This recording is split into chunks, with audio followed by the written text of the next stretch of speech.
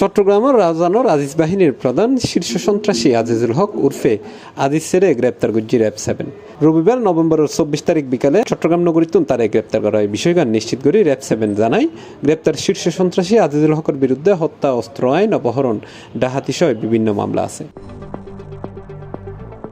এ বিষয়ে কেন্দ্রীয় বিএনপির ভাইস চেয়ারম্যান ও রাউজানোর বিএনপি নেতা গিয়াসউদ্দিন কাদের চৌধুরী হইয়ে অবশ্যই রাউজানোরে সন্ত্রাসী মুক্ত গরম দরকার। তবে আজিজুল হকের মতো আরো যেসব সন্ত্রাসী আছে তারাও যেন দ্রুত গ্রেপ্তার করা হয় ইয়ে দাবি জানাই তিনি। আজিজুল হকের র্যাবে খুব ভালো কথা, কিন্তু র্যাব কি সফনাপুরি যায় না? চট্টগ্রামের আরো বিভিন্ন জায়গার মধ্যে কোনাগুনি দিন দুপুরে অস্ট্রেলিয়ারে বাইরে ভিডিও ভাইরাল হচ্ছে। এটা আমার মনের মধ্যে একটা প্রশ্ন। আগে সুপকারি রই এটা আগে নবজিত র্যাবের জ্ঞান আইনগত গরব গই 100 বার করিব নগা করতে মদর গাড়ি আটকারে দু বলে আই কি যু ফার খাটি লই যাবি আই কি যু ধরো আমি আইন শৃঙ্খলা বাহিনীকে একদিন 1 মিনিটের জন্য কারো ব্যাপারে কোনো তদবির করছি নাকি সেটা বের করো, মানে মূলত আমার নাম ব্যবহার করতে চাই না। এক্স্যাক্টলি, এখন তো নাম ব্যবহার করা খুবই সহজ।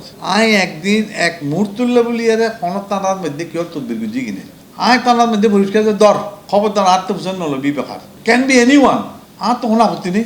জানা গিয়ে সন্ত্রাসী আজিজুল হকের নামে রাউজান থানাত হত্যা, অস্ত্র, অপহরণ, ডাকাতি সহ 12-এর অধিক মামলা আছে। 2002 সালত এপ্রিলের 11 তারিখ রাউজানোর হিঙ্গলাত বৌদ্ধ অনাথ আশ্রমের পরিচালক জ্ঞানজ্যোতি ভিক্ষুরে নির্মমভাবে জবাই করে হত্যা করা হয়, যে কারণে তখনকার সময় চীন জাপানের পরে বাংলাদেশের কূটনৈতিক সম্পর্কের উদ্যোগ বিরূপ প্রভাব পড়ে।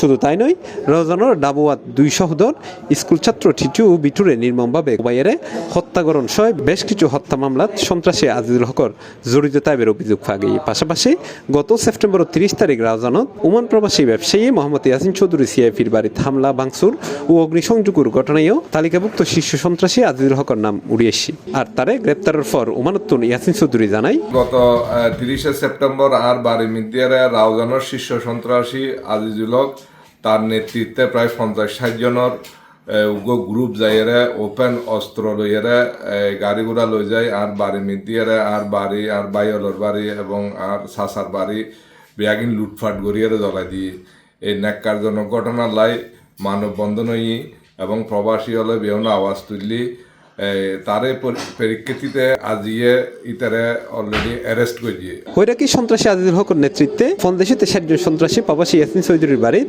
হামলা চালাইয়ে ভাঙচুর, লুটপাট ও গানফাটো সিরিয়ে অগ্নিসংযোগ ঘটাই বলে জানাইতেই। C+ TV Chittagong.